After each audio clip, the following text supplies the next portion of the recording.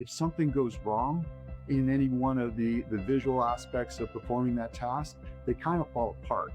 Hey, good morning.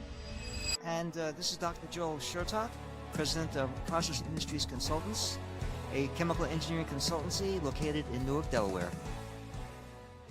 Hello, everybody. This is Dr. Joel Shertock, and this is the Chemical Perspectives podcast. Today, we're going to deviate a little bit from our typical chemical engineering perspective, and we're going to speak to Mr. David Raine, who is MIM Robots. So today we're going to be talking a little bit about robots instead of chemical engineering. So, Dave, can you tell us a little bit about your company? Yeah, absolutely. First off, absolute pleasure to meet you, Dr. Sertak, and thank you for having me as a guest. So MIM Robots it's kind of a evolution of where I've come from. I'm primarily a software developer. I specialize in large data set management. And I find out there is a ton of software out there and a high lack of coordination between both software, the people that use it, and the coordination between all the different facets of objectives that might be out there. So MIM was derived from that pain. MIM's meant to coordinate, understand, help implement, and hopefully get you to a point in which separates you from the very confusing mess of software products out there into more solution-orientated objectives. Fantastic. So you told me as we talked that your original degree was computer science. So how would you make the deviation or the journey from computer science to robots? I think now in robotics, there's probably every facet of background involved in it. Really very little to do with the actual robotics industry. But that is just an evolution of process. Ironically, robotics have been around, about as long as me, much longer probably. And specifically in your market was one of the innovators in robotics for pharmaceutical use and bio use, especially when it came around to safety and the removing of the human aspect to dangerous environments.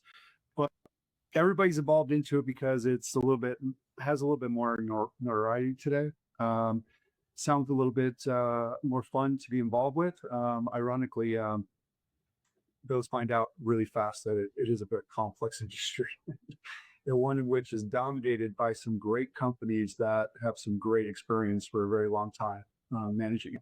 Yeah, I remember you're probably roughly my age. So Isaac Asimov back in the 50s wrote extensive science fiction stories about robots.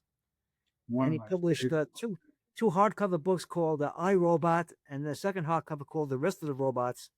They were all published in Galaxy Science Fiction in the late 1940s, early 1950s.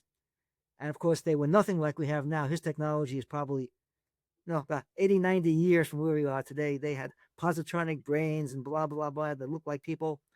But he was very visionary. He was very visionary in the same way that all the AI people are trying to impose guardrails on their machine, on their programs so they don't go berserk. He imposed guardrails on his robots, the 3 laws of robotics, that made them basically safe to live among people. That a robot couldn't hurt a person, couldn't allow it to come to harm, and when it was faced in decisions, human life was always the first priority. Those are some great rules, and ironically, probably the same ones we use today. Maybe a couple thousand more guardrails, but they're definitely the baseline of where everybody starts. Robotics today or AI today is probably a little bit different than our imaginations portrayed them to be 50 years ago. More importantly, that probably thousands of years ago when they were creating robotics for small animation movement things. But today, robotics has evolved into more so a level of understanding in the aspect of data. So the more data you have, the more it understands and the more it's able to react to that and create actionable, objectives through that data set. So it's not the robot of the 50s that we're going to wander the world and make decisions and hopefully, not hurt anybody day to day. These are applications that are a little bit more functionality driven, and they're definitely not self-thinking yet. I'd like to think MIM is getting close to that objective, but I'd be naive to say that anybody's really accomplished that yet. No, far away. And in fact, there was a Netflix had a real interesting series with Emma Stone and Jonah Hill, and it was a alternate universe, obviously. And there they use robots to clean up dog poop. So it's sort of an interesting, ironic commentary what robots could do. Yes. But Which reminds me, it's really funny. I mean, somebody had a lot of imagination. Well, do yeah, you get involved in the actual robotic design, or is your really the interface between robots and software? so it's actually started in the forefront of that is design. So a big barrier in robotics is the cost of the equipment, the cost of manufacturing, the components themselves, servos, obviously electronic components for the brain functionality of it, and then the raw materials just in creating the envelope, which might be the arms, the body, whatever it might be. And then having components that survive actual use or implementation is a whole nother objective. So I actually started down that path. That was about maybe 8 or 9 years ago. Back on my, I don't know if you see well on my shelves, I have some of those original parts.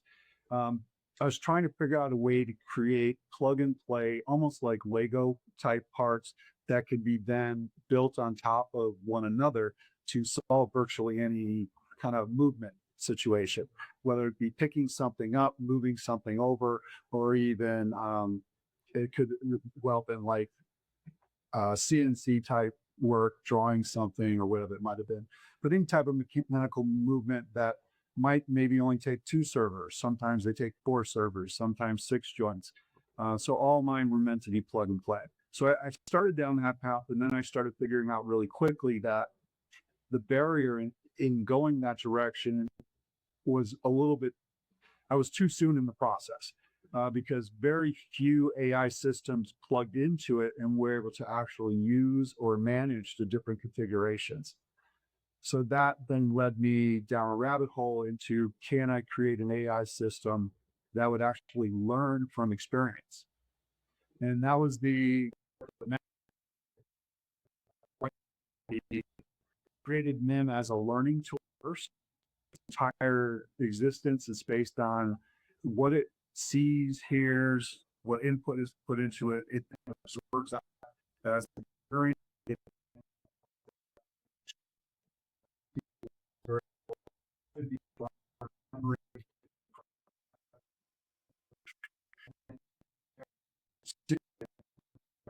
questions for research. So it's kind of this endless loop. And then hopefully from there, it then learns how to move a hand on its own, same as a baby would, or same as, an animal first formed would. Interesting. So, if I can conceive it, you have an AI program as part of the robot software, and the robot would use that AI programming to teach itself or to learn. Absolutely. Now today, so I started that journey probably about 5 years ago. And today, ironically, those with a lot more financials behind them have solved a lot of that. You could place OpenAI or Grok or any one of these number of AI tools directly into a robotic body.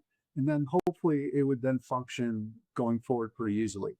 MIM's a little different is you could create a robotic structure, plug MIM into it, and then it would start from day one and learn.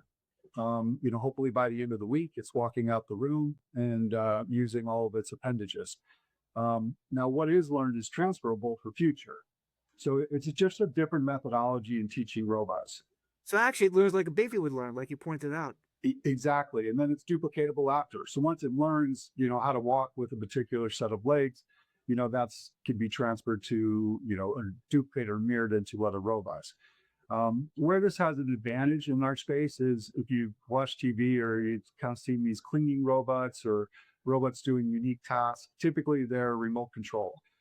They start on a learning path in which somebody would mimic that movement, whether it be on remote or be within a suit or something of that nature. And then the robot would just remember those movements. The downside in that if something goes wrong in any one of the visual aspects of performing that task, they kind of fall apart. So I don't know if you've been to these trade shows, you've seen these robots. They're usually arm out, yeah. for very specific things. And if you throw them a curveball, they can't learn. They will eventually, maybe, but they can't react to it. Most of the time, they'll freeze up, they'll hit somebody, they'll break something, they'll fall over. Any one of those things is pretty much the end result. So MIM, on the other hand, kind of experiences a little at a time. So it will try to walk. If it falls, then it'll back up and try to get up. If it goes to a doorknob, it'll then try to figure out what is the doorknob. It'll research it, figure out how to turn it utilizing its hands. And I'm exaggerating here as to that evolution, but that is the goal of them, is to be basically just like we are, a learning application that could move into the world on its own. That's just absolutely fascinating. Fascinating. So the brain, quote unquote, of the robot, is that effectively a digital computer that you embedded in, or is it something a little more complicated? Yep. So this is probably where my advantage came in from my background, especially understanding, uh, I guess, data sets in a little greater detail. Rather than pounding MIM with a bunch of data, and MIM starts with very little. It has no conception when it walks into a room. Say, okay, put MIM in a robot, say, go wash dishes. It might not even know what dishes are. So MIM has that capability to do some research. It'll get online. It'll turn around and ask you questions. What's a dish? Explain it to me. Show me. So it'll learn in a facet that doesn't require a lot of pre-knowledge.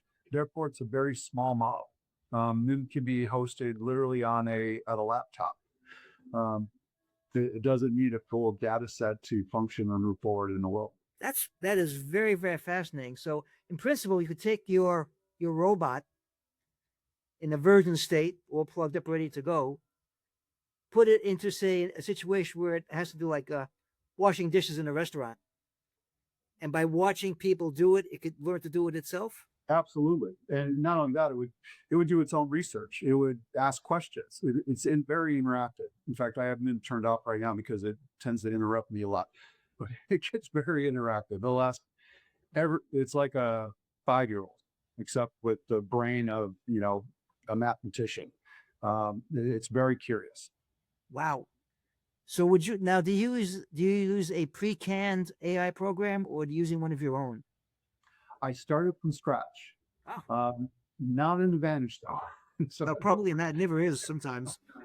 I don't recommend it. So I started with a very small LLM model, just an awake model.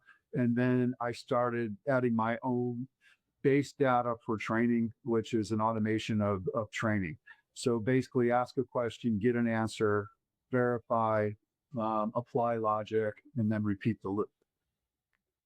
Wow. So let's use an example. So you have an automobile assembly plant, and which is kind of repetitive. Could you introduce one of your robots to a specific assembly function, and it would learn to that function and basically displace the person? It absolutely very well could. Yeah. And that is a big fear within the industry. Um, MIM is meant on a higher level than that. MIM's not meant to replace a particular function as much as MIM's been trained to hopefully understand the process and then help you walk through a solution. So a solution is not always putting in 1,000 robots. Sometimes a solution is just a different process. Streamlining, how your facility functions, remove hazards, remove, this is very common, obviously, in the bio industry. Safety, it's a huge factor in everything. Storage to moving trays to basically being in clean rooms, all that stuff, is already things that humans should not be involved in. These are things where MIM looks at that from a higher level and says, okay, we want to meet this objective. Let me help you get through it. And MIM learns as you communicate, and it just applies its knowledge or its capability to your thoughts and your goals. That's got to be pretty impressive to watch. That's got to be pretty impressive to watch. Yeah, it is probably the highlight of my days occasionally when it's not like crashing on me and doing other things it should be doing. But there are moments in which it's spectacular. What MIM will ask me or what it will derive from information and then make its own assessments from that is phenomenal. It's things that I could have never experienced otherwise. And these are not things that, we have AI out there like, OpenAI is a great example on what an amazing tool it is. Absolutely phenomenal. But what it cannot do is implement in the aspect of understanding and drive towards objective on its own. So it won't just go out there. If I say, okay, I want to own a mansion in 3 years, whatever it might be. OpenAI is going to say, okay, you need these goals. Just, here's what we need to do. MIM, on the other hand, is going to put it to practice. MIM's going to actually go out there and say, okay, I'm going to submit 20 applications for a new job because, Dave, you just don't make any money. So it's going to figure out that path. It's going to kick me in the butt. It's going to help me implement. That's very simplified methodology, but when you put that into business practices, it's really valuable. So Yeah, I mean, I could really see this being a game changer once it becomes commercialized. I think it will in two folds. The first one is it will help businesses kind of conceive what their end objective is through a different set of eyes, and one in which doesn't cost you a fortune. You're not hiring 50 consultants, or you're not trying to revamp your entire facility. You're really trying to look through it at a different layer from an objective that might be down the line, but one in which you can coordinate with MIM for a long-term planning and implementation. And it doesn't stop there because MIM can actually implement. We haven't talked about TOT yet, but MIM can actually create processes, create code, create all types of planning, and obviously follow that through. Now, that's wonderful. But now when you look at it from a personal aspect, it's even more powerful. Think about everything you deal with in your life, things just in general you need to accomplish, your finances, your planning for vacation, whatever it might be, your daily business responsibilities. Having something like MIM doesn't replace you. It actually helps you become 10 times more efficient. And then it could take on certain responsibilities to free up your time. And it's very simple. It's local. It's not something that's going to cost you thousands of dollars a month to use. It's something that learns based on its environment. And when its environment is you, then that's what it absorbs. And that's how it helps you move forward. That is, I mean, I see lots of use in things like nursing homes. Yes. Things that, lifting patients because it's too heavy for a man to lift. And if it learns, it can observe and eventually probably do a more efficient job than a person could do. And it never gets tired. It does need to be charged. So in some aspect, it gets a little tired. Yeah, but you can call it 1 o'clock in the morning to do a task. It's not going to grumble. It won't. I don't know, MIM grumbles at me once in a while. That's good. So as a chemical engineer, let me think of a chemical application, since that's my interest. So most plants now use people, obviously, as operators. But by the same token, most plants are pretty highly automated. I mean, when I first started back in 71, 72, it was all analog. It was 3 to 15 PSI air. It was all strip charts. It was 1940s technology, basically. Now, of course, everything's all computerized. There's all cathode ray tubes. It's electronic instrumentation. But what's missing, in my opinion, is the feedback loop. So we have all of this data coming out that tells you how the process is doing. But what's lacking is the interface that says, oh, this process is going out of control. The controls have to do this to bring it into control. It still needs people to do that. Absolutely. So would it be possible, which is my pet project, to use one of your MIM's robots, have it have the input of what the chemical plant process looks like, and because it has mathematical abilities, immediately understand, hey, this process is out of control. I'll communicate with the controllers to bring it back in control. Yeah, absolutely. And that's kind of where we started this conversation. They said my background is primarily software, and in integrating software, it's a real big challenge. But there's tremendous amounts of software out there, but very rarely do they just tie together and seamlessly. They never do. That's the problem. Yeah. And then when you throw in automation into it, systems that need to function at a very high level and precision, especially when it comes to user safety. I mean, now you're just adding in things that are definitely now and fall apart, but they're very difficult to track and manage on a single level, less on a global level from a full business organization standpoint. So absolutely. And MIM's not unique to this, but MIM's obviously a solution that would learn your process and then help you evolve into your final objective. So if you're running, six automated labs, each which would have their stackers, their plate movers, they would have their testing equipment, and all that is in clean rooms that obviously are human free rooms. How are they all talking to each other? How are they all learning what worked for one room, what didn't work for another room, what failed, and things that are actually cause efficiencies to break down. So that's what MIM would do. MIM would be the oversight of that entire system, but more so from an organizational standpoint of the goal. We don't have to rip out everything. Many robotic projects or automation projects, especially when AI is involved, it doesn't start with tearing everything apart. It's not effective and not efficient for anybody, especially financially. Some of these arms, you have the biomedical industry going back to the 80s, they were probably paying $500,000 an arm. That same arm today might only be $20,000, or something that I built might only be a couple $1,000s. So that's a huge variance. Do we just want to replace them all? Maybe not. That 1980 arm was probably built really well. All Yes, you it was. software update and probably a little bit of grease, just like that clock behind you, and it's going to be running for another 50 years. So that's things that MIM looks at. When MIM, it absorbs that, it does its research, it communicates with you, it finds a methodology to the goal or the end objective. And that's probably its primary process, is look at the end starting point opposed to, scrap it all and start from the beginning. That is just amazing. So, can one MIM teach another MIM? In other words, this MIM is very experienced in this process, and here's a MIM this came off the assembly line. Can Mr. Experience teach Mr. Novice? There are basic functions which already exist, and there's several models for this. So I don't want to express anything here as unique about MIM other than it's self-learned. But MIM can, in fact, have a base structure that could be then initiated of another robotic unit or another AI model that needs to be deployed. So it has that base structure, which is a learning model. Now you can take any aspect of that builds onto it. Say we taught MIM how to wash dishes, and then you want to duplicate that. Absolutely. We just take that extra learning model.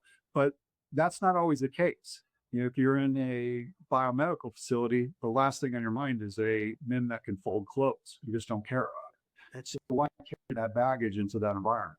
I got you. It's absolutely fascinating. And so, what's your next big goal? If with infinite time and infinite money. So we have lots of time. At least I think both of us are young men. We have a little bit of time left. So let's try to use that wisely. My goal is really to get MIM to a stage in which it can actually walk out the door on its own. I strive to live for a moment in which whatever body it ends up, having, or the multiple amounts of bodies that I build or deploy for it, that it's able to take that framework, same as we would in our bodies, and use it to its fullest capability on its own, autonomously, and with those initial rules in mind that it's not going to go take over the world or hurt anybody or itself. That's fantastic. So, can you train a MIM robot to drive a car? People are very leery about having self-driving cars. Can you take it in and stick it in my Toyota and have it drive? So even with as much as MIM knows, would you take your 10-year-old and put him in a car and let him drive? Only for a block. Inevitably you can, yes. But I think cars are going to learn how to drive pretty well without MIMs well before MIM gets out there to learn. That'd be an interesting out. I don't like self-driving cars, but a robot in the driver's seat, I'm okay with that one. When we go out to the desert and practice that day, I'm definitely going to invite you out. Fantastic. Hey, David, this was an absolutely fantastic podcast. You're a very, very, very, very good speaker, and the what you do is absolutely fantastic. And I think we won't recognize the world in 10 years. Yeah, I don't know that I don't know that it'll evolve the way a lot of people think. And the only reason for that is we've adopted mobile phones, and as we were talking earlier about checks to debit cards, we've kind of just kept evolving with it ourselves, where we take it for granted that it just took over our lives, and we don't think back. And I think AI is going to be like that. AI will eventually be just as common as your mobile phone. It's already on your mobile phone, but it'll do just your common day to day, and you'll use it every day to improve your life. And it's not going to end the world as a lot of people think, but it'll migrate into us before we migrate into it.